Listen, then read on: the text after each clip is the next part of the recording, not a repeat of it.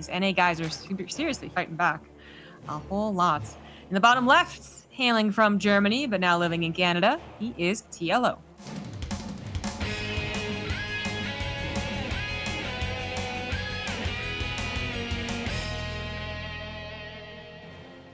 And up at the top right-hand side of the map, we have the red Terran player from Team Alpha X Esports. He is the future of Terran.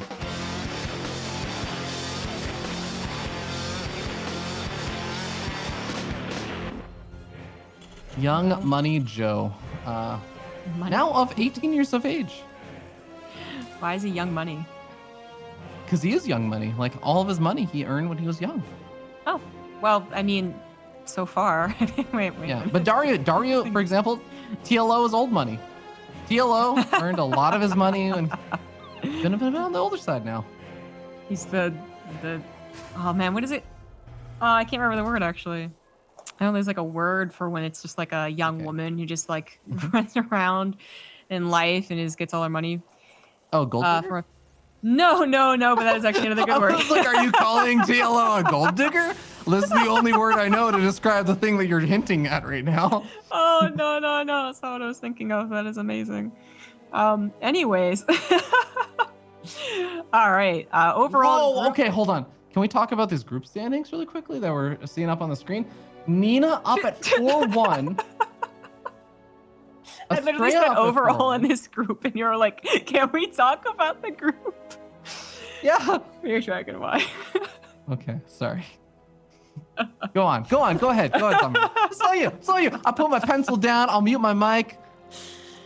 I'm sorry. It's just because it's late. All right. I just want to note really quickly, the difference between Future's spray micro there and M canning is Future has a pause after he throws on the spray where the SCV decelerates for a moment and then has to reaccelerate. M canning doesn't have that problem.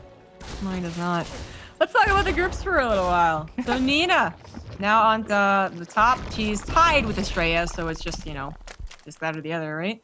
As I don't believe they've played each other, right? So that is correct. No, actually Estrella actually beat Nina.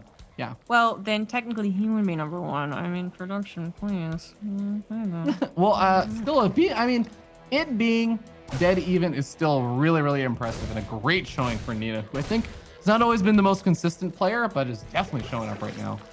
Yeah, that's actually really great for awesome stuff. Well, TLO is notably down there at number 7, and only because Pili really didn't show up for this tournament, even though he did okay in the qualifiers. That's not a very comfortable place to be against one of the young up-and-coming talents of North America. Let's not forget that Future was able to make it to top 4, right, by defeating Scarlet in the upper bracket round of 4, which, yeah, double elimination brackets are so hard to say. Yeah, I know what you mean.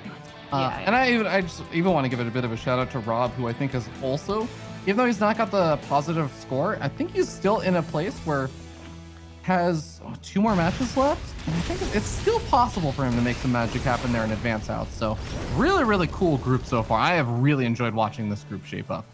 North America is just sometimes so undervalued, right?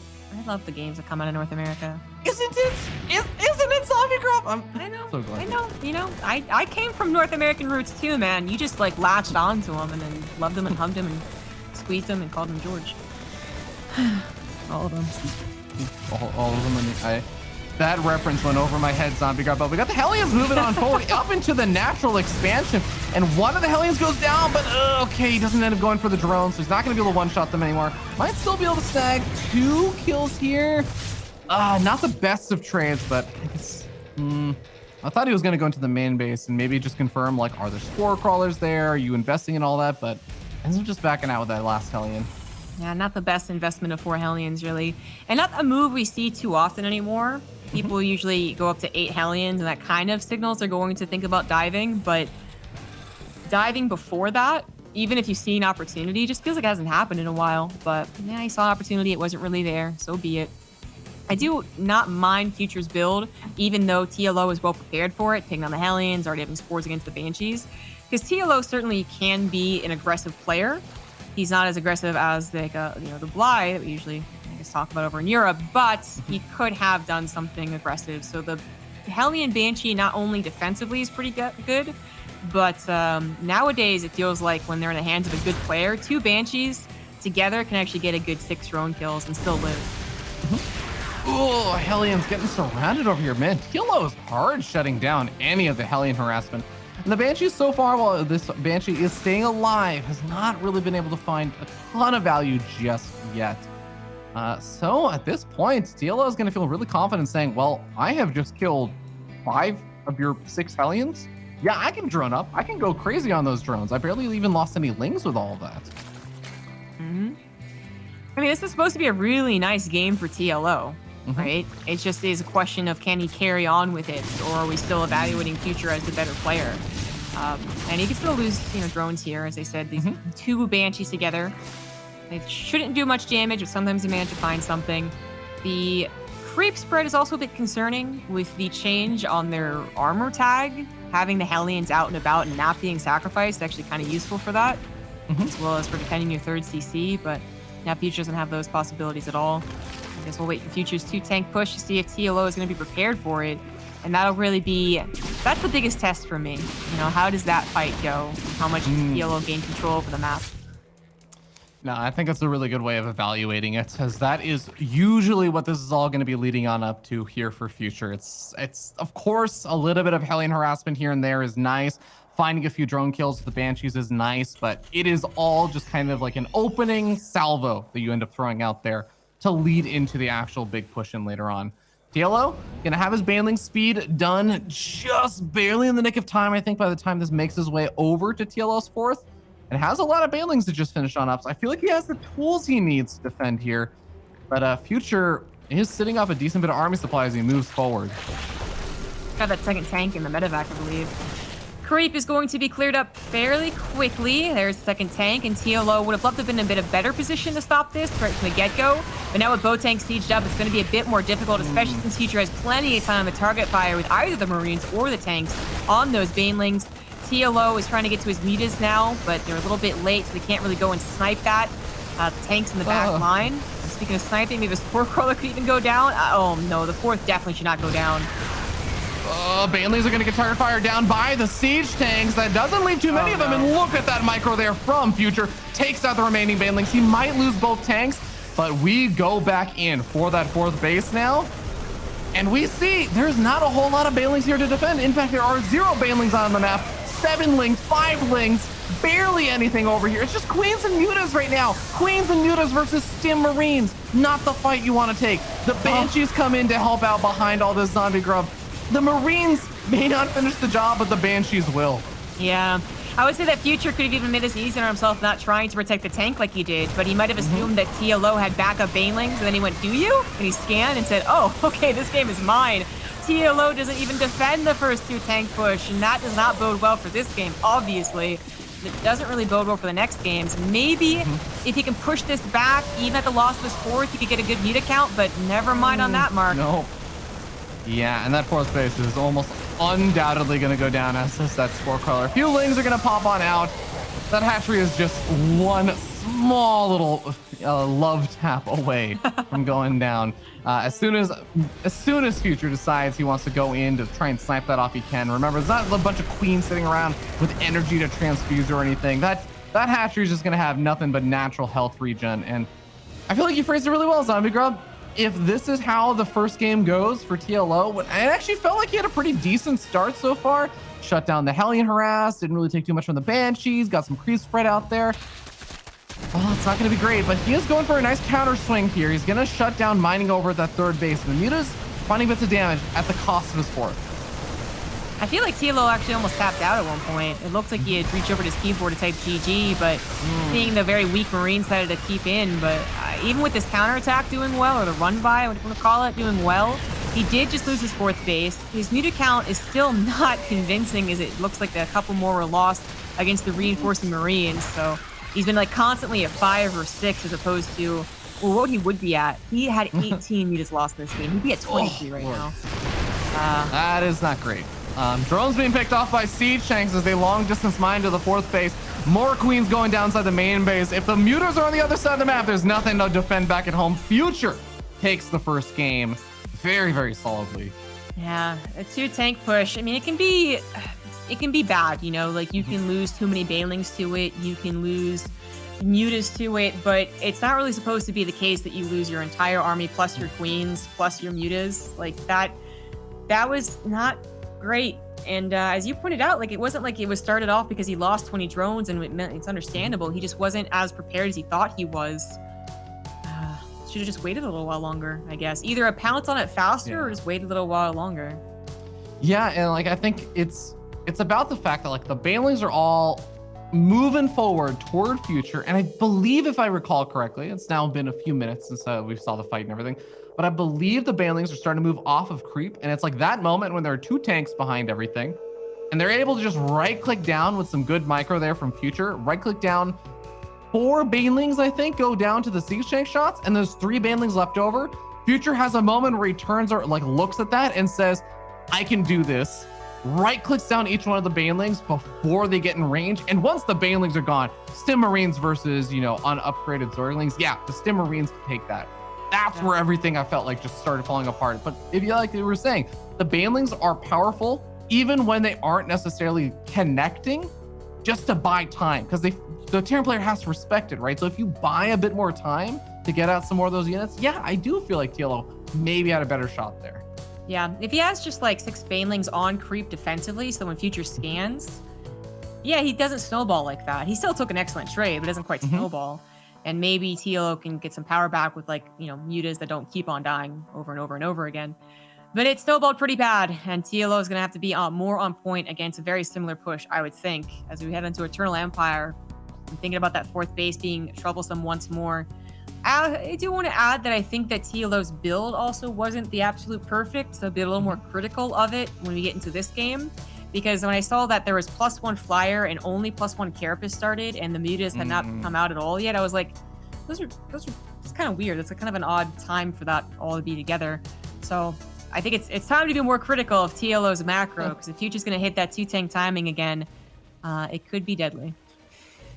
All right, guys, we're going to be starting up here at the top right-hand side of the map. On top of the Team Liquid player in the blue, he is the Zerg TLO. In the bottom left, as the Red Terran, he is Alpha X's Future.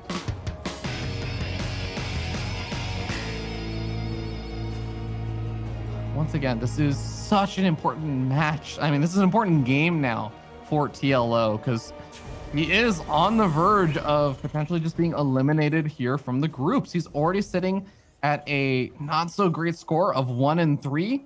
You go down 1-4, it is no longer possible for you to have a positive series score anymore. You only play 7 series, and that's more than half of them out of the way. So it's not the way that TLO wants us to go down. TLO, definitely a player that I think still has expectations for himself to perform better than this. And I'm hoping this game number 2, he's gonna be able to show some good, better games. Oh, it's like times are changing, man. TLO used to be even without, there was always that question of like, hey, if without the European ladder practice, are you really going to get worse? And, you know, there was the initial part where he was losing to people who shouldn't have because he was like, oh, NA is so weird. Then he got comfortable and he did fine. And he was like kind of normal as we would expect from TLO in the NA region. And then maybe after, you know, a year plus, it is actually affecting his quality of practice, or just, I mean, there's tons of things happening right now in the world. And, you know, I was a family man and all that. I don't know, it actually feels like he's actually degraded as opposed to being a little inconsistent in the past. And not only that, everyone else in NA just seems to have gotten better. So I look at both groups and the amount of players there that can actually defeat TLO, and I'm like, oh yeah, it totally makes sense that he wouldn't get through a group. No, I agree with everything you said, and I want to add in one other thing, which I feel like has happened to every single player that moved to NA for more than like a few, like a month or two, is that every single one of those players usually ends up starting to get figured out more by the NA players. And once the NA players start figuring you out, or like they start coming up with cheeky ways, or they find these little openings that are not necessarily like, oh, this is the standard way to deal with something that you do, they'll come up with these weird ways to do it. And I feel like that's happened to TLO on some instances. Like he talked about, oh, you know, he's a really creative player and everything, but like you can't be quite that same style against a lot of the NA players because it just plays so wonky out there. Like it's not a good matchup in a lot of ways. So I think all of those factors have really contributed to the fact that TLO has not really found as much success lately. Actually, one of the matches that even more so than this match kind of describes what you talked about was his match versus Nina yesterday. Like he did get to do something a little bit weird, who I think ultras that fast against a Protoss player would easily mix up anyone else, but Nina is also kind of an odd player, and she was like, yeah, I think I can deal with this. Or some others would have really just started to be like, well, this doesn't make any sense, stop it. Yeah.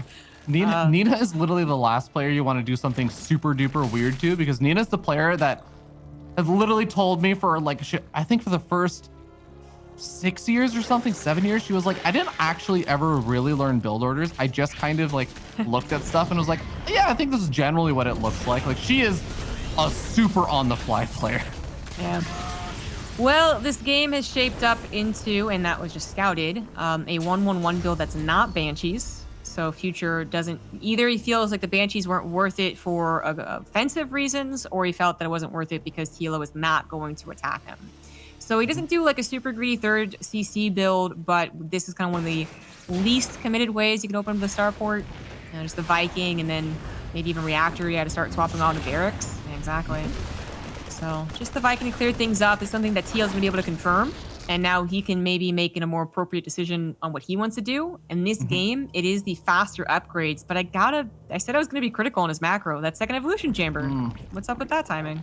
Yeah, I'm happy he's at least getting it this game. He's going to be going for that +1, I assume, melee. I have to assume melee, as Lingbane Hydra is, or sorry, Lingbane Muta has been so much more common in this matchup lately.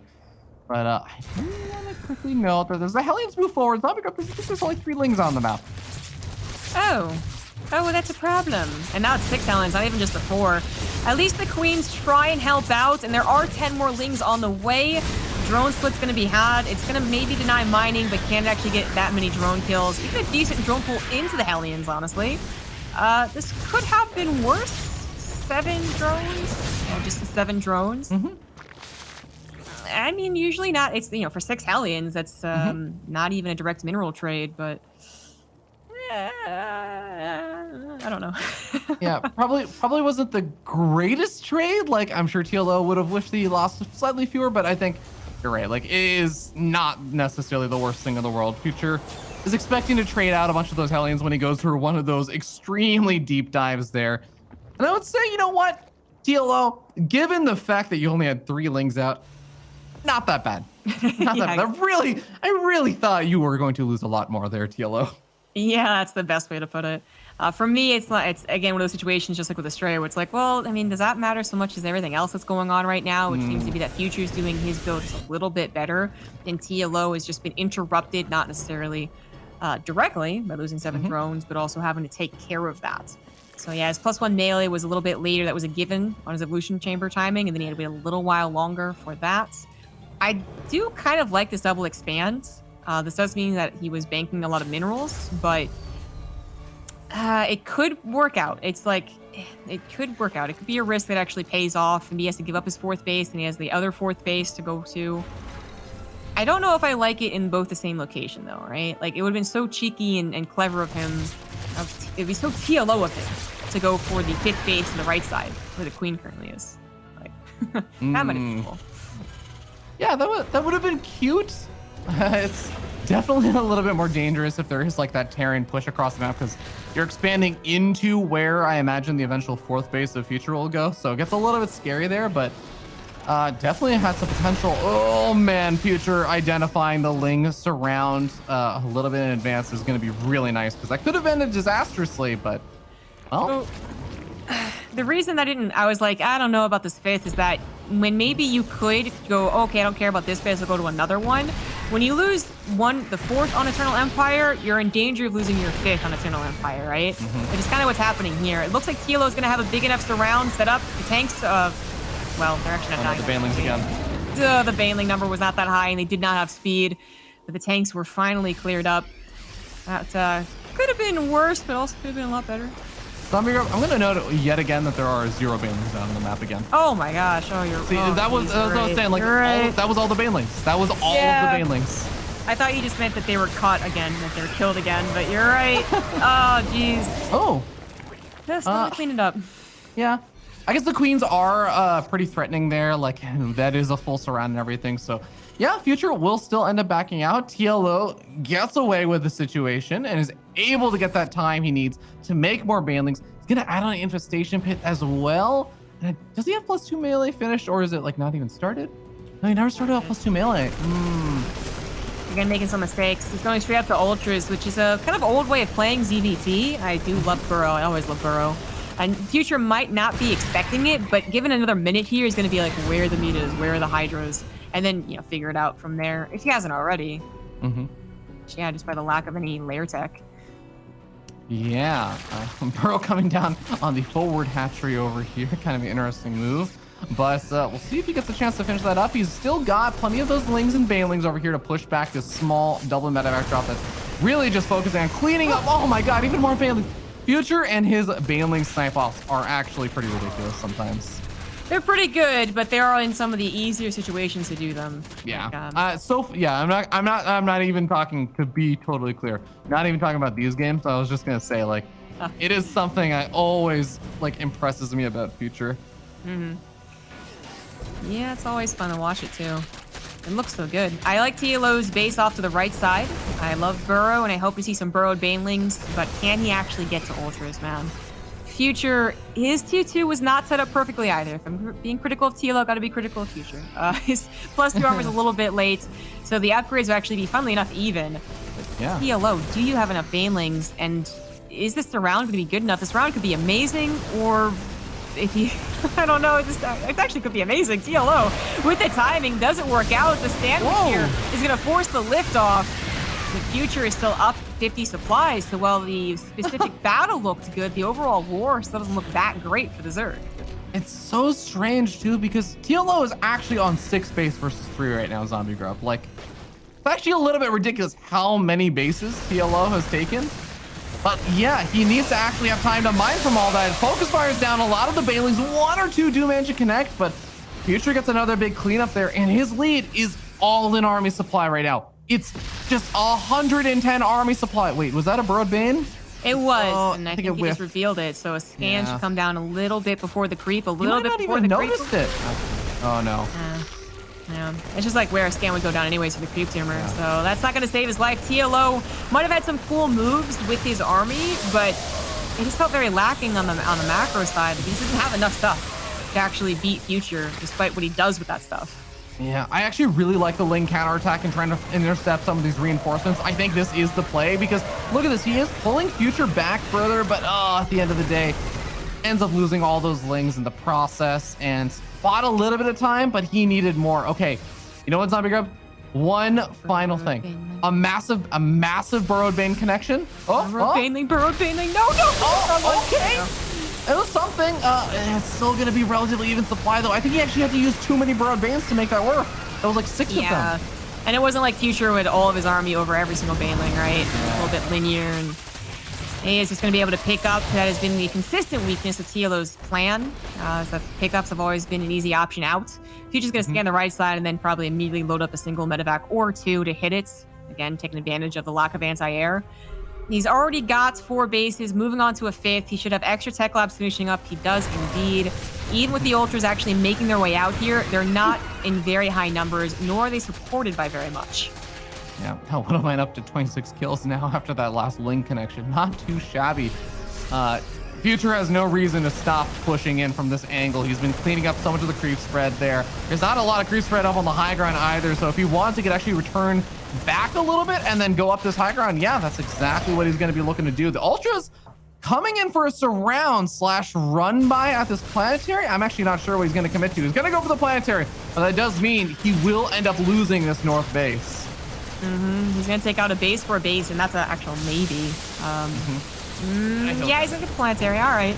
But TLO has lost 2 bases, actually, and he's not mining off of the right side base either. So 61 workers isn't quite true. He's still mining from his original 3 bases, and he's going to fall behind in that ever important just supply, and actually has gotten ahead in upgrades. He doesn't have enough units to take advantage of the upgrades. Yeah, Ultra's actually surviving quite a bit, and the Banelings, they connect with the Marauders, not the Marines. So TLO not quite finding the connections he wanted, but it's Marines versus Ultras. The problem is they're at a massive concave with a really, really good army supply lead yet again. I have to commend TLO on the fact that he has basically stayed alive in this game for an extra 7 or something minutes, being down